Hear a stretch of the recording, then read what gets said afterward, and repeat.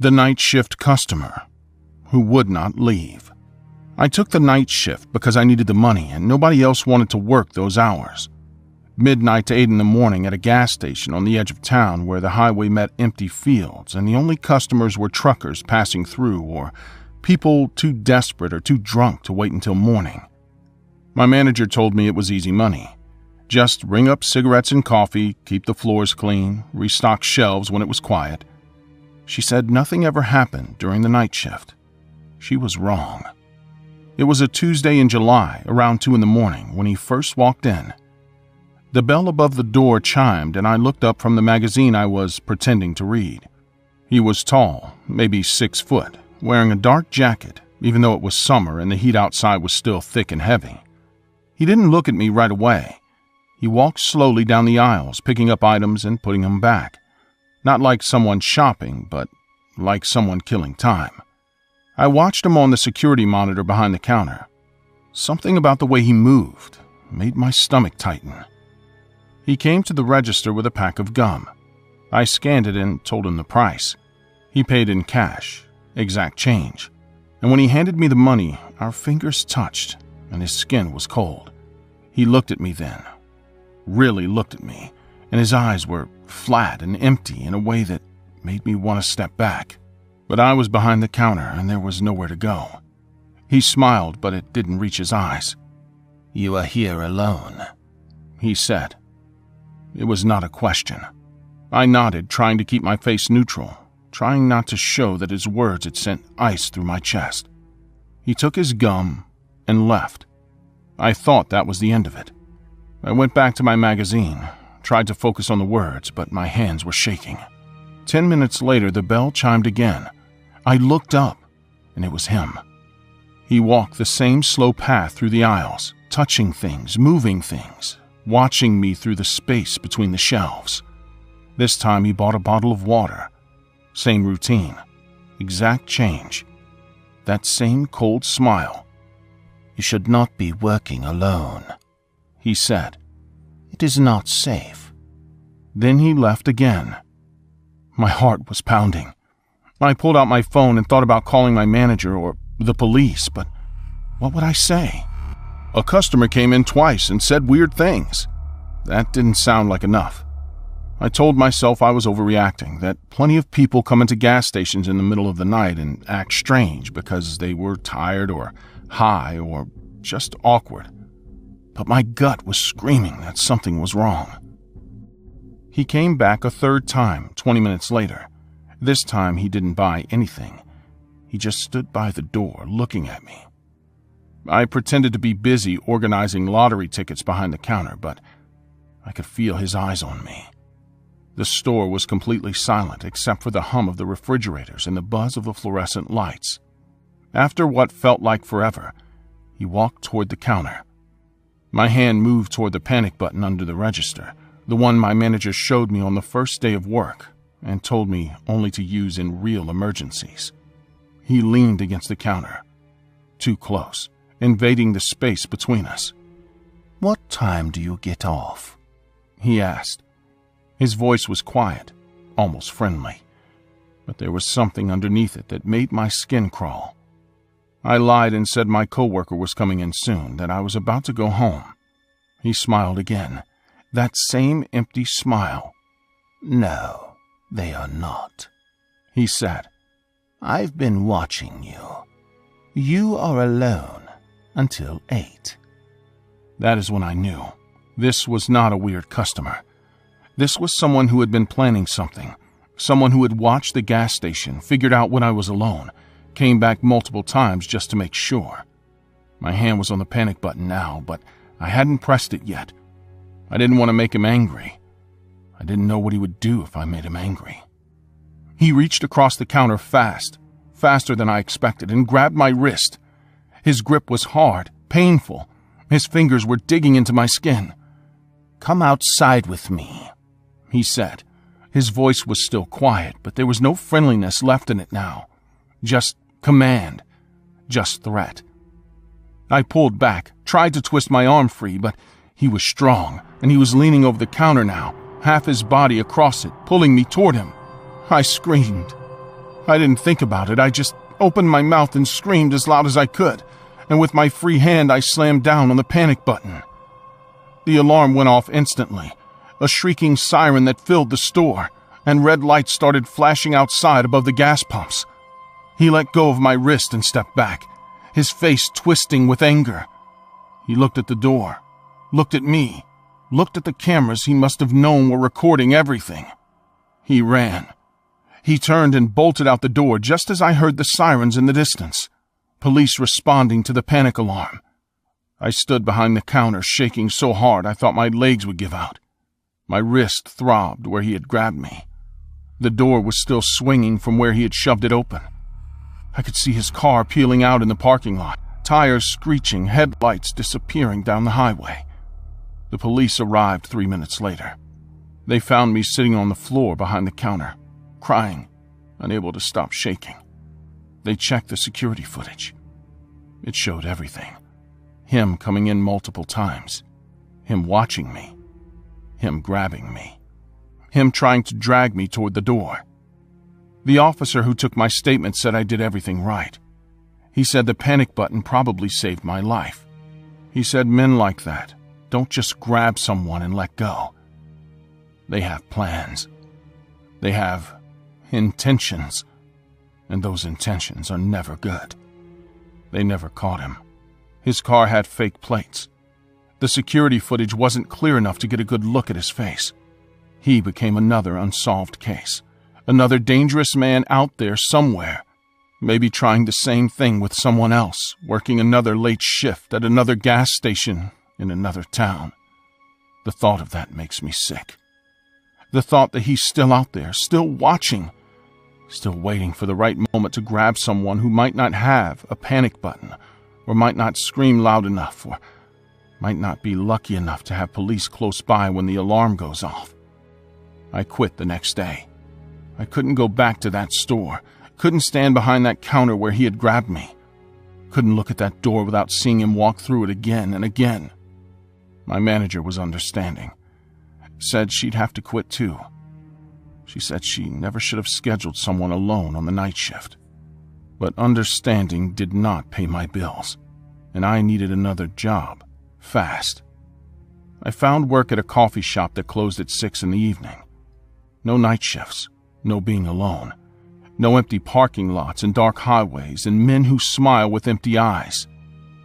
But even there, even during the day with coworkers around and customers lined up and sunlight streaming through the windows, I would still freeze up sometime when a tall man in a dark jacket would walk in. I'd still check the exits. I still kept my phone in my pocket with emergency services on speed dial. I still have nightmares where I feel his hand on my wrist and hear his voice telling me to come outside with him. The worst part wasn't what happened. The worst part was knowing how close I came to being a different kind of story. Not someone who fought back and survived, but someone who disappeared from a gas station in the middle of the night and was never seen again. A missing persons case with security footage as their last moments. Family members crying on the news. Searches that turned up nothing. I survived because I screamed and pressed a button, because police happened to be close enough to respond fast, because he decided running was better than staying. That is all that separated me from the others who did not make it home. If you work night shifts alone, please be careful. Trust your gut. And when someone makes you uncomfortable, don't worry about being rude or overreacting. Press the panic button. Call the police, scream, do whatever you have to stay safe. Because there are people out there who watch and wait and plan, who see someone alone and vulnerable and decide that person is their next target. I was that target once. I got lucky. Not everyone does. Working the overnight shift at a hotel sounds easier than it actually is. Most people think you just sit at the front desk, check in a few late arrivals, maybe answer the phone once or twice, and spend the rest of the night watching movies or doing homework. But the reality is different. The reality is being alone in a building with dozens of rooms and hallways and stairwells, responsible for the safety of sleeping guests, with nobody to call if something goes wrong, except the police, who might take 10 or 15 minutes to arrive. That is a long time when you are alone with someone dangerous. It was a Thursday night in March when he first walked into the lobby. I was sitting at the front desk, going through emails when I heard the automatic doors slide open. I looked up and saw a man in his late 30s, average height, wearing jeans and a hoodie, hands in his pockets. He looked around the lobby slowly, taking in the layout, the cameras, the hallways that led to different wings of the hotel. Then he walked up to the desk. I asked if I could help him. He said he was thinking about getting a room but wanted to see what was available first. I pulled up the booking system and started going through options, showing him photos of different room types, explaining prices and amenities. He barely looked at the screen. He was looking past me, at the door behind the desk that led to the back offices, at the security monitor showing different hallways, at the keycard machine. After a few minutes, he said he would think about it and come back later. Then he left. Something about the interaction felt off, but I could not put my finger on what. He had not done anything threatening or strange. He just asked about rooms and left. But the way he looked around, the way he studied the lobby instead of the room options, made my stomach feel tight. I told myself I was being paranoid, that working alone at night was making me jumpy. I went back to my emails and tried to forget about it. 20 minutes later, the doors opened again. Same man, same hoodie. He walked in and headed straight for the hallway that led to the guest rooms. I called out to him, asked if he needed help finding something. He stopped and turned around, that same blank expression on his face. "Just looking for the vending machines," he said. I told him the vending machines were in the other hallway, pointed in the right direction. He nodded and walked the way I pointed, but slowly, looking into every alcove and doorway, like he was mapping the building in his head. He came back to the lobby 5 minutes later. No drink, no snacks, nothing to suggest he had actually used the vending machines. He walked past the desk without looking at me and went out the front doors. I watched him through the windows. He did not get into a car. He did not walk toward the parking lot. He just stood outside under the awning, looking at his phone, occasionally glancing back at the lobby. My hands were shaking now. I picked up the desk phone and almost called the police, but what would I say? A man came into the hotel twice and walked around? That did not sound like an emergency. I pulled out my cell phone instead and texted my manager, told her there was a suspicious person hanging around the lobby. She responded immediately. "Lock yourself in the back office if you feel unsafe. Call the police if he tries anything. I will be there in 20 minutes. I felt a tiny bit of relief knowing she was on her way, but 20 minutes suddenly felt like forever. I kept watching the man through the windows.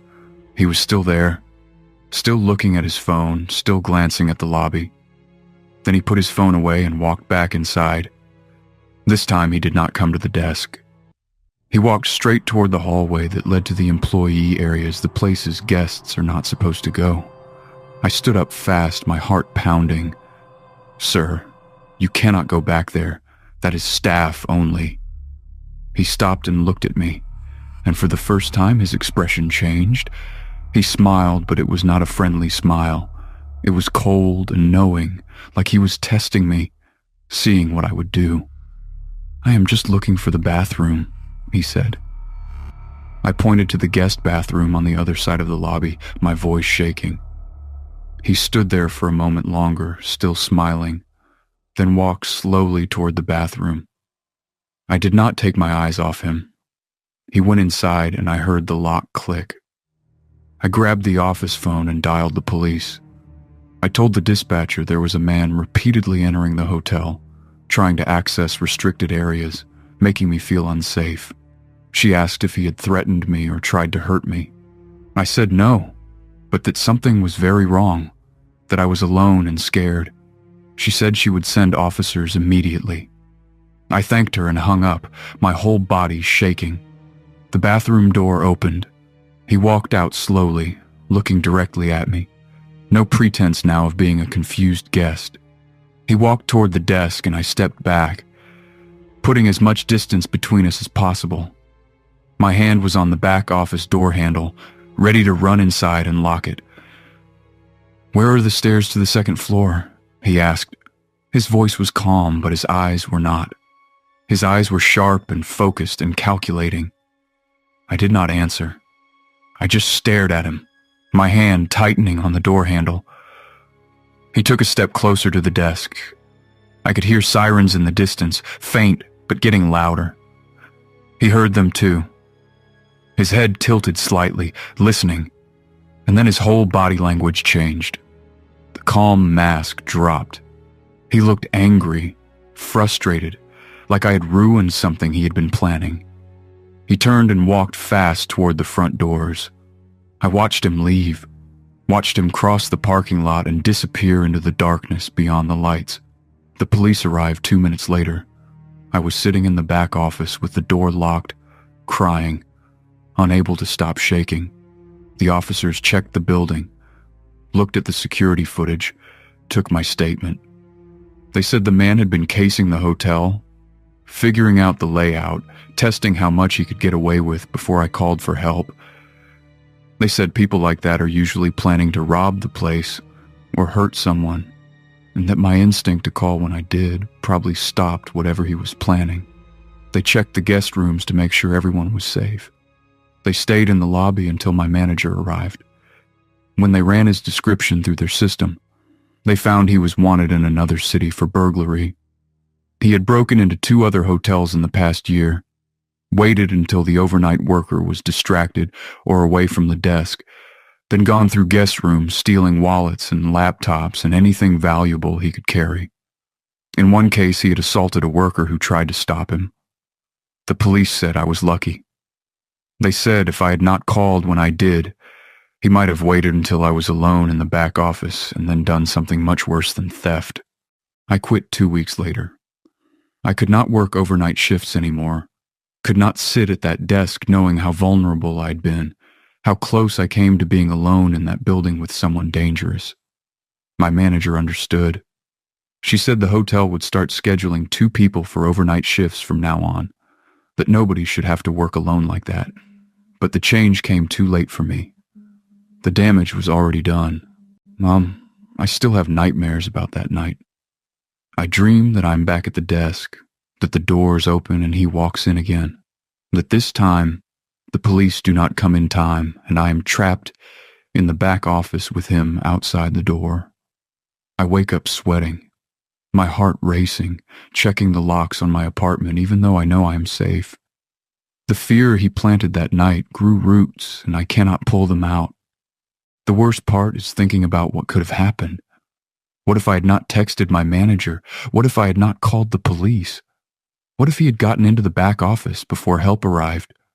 Those what-ifs keep me up at night, reminding me how thin the line is between safety and danger, between a normal shift and a tragedy. If you work overnight shifts alone at hotels or gas stations or anywhere isolated, please be careful. Trust your gut when someone makes you uncomfortable. Do not worry about being rude or calling the police over nothing. The person who keeps coming back, who asks too many questions, who tries to go places they should not be, is not confused.